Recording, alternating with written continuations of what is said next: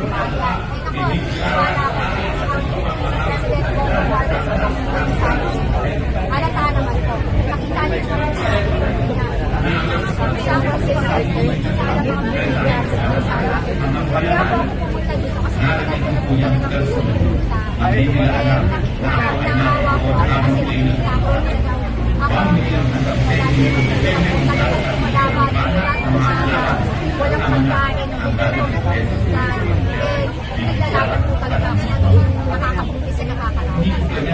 Sorry, last 1 minute just to mensahe na lang po ni last message from the side para sa lahat. Pero kakalimutan po tayo.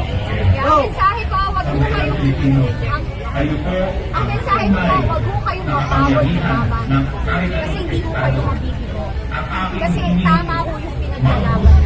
And wag mo kayong matakot. Sila mo ang matakot sa atin kasi tayo po ang naglulok sa kanilang kinakusilan sa desisyon. Kung yung mga tao, hindi sila nakayutan, ang lang inyong isipin nila na yung pera galing dito sa atin yan, sa kaban ng bayan yan, kahit nagpapalila ng pangalan yung lahat ng pakialam dito yan. Huwag nyo lang ang hinihangin nila. At saka sa mga politisya na walang bayang lumaban para sa tama, nakakaya kayo sa station. Hindi kayo karapat sa tama. Kayo, show! Discount sa palo ka na! Kasama nyo ba ang tuloy sa bayan sa ganito?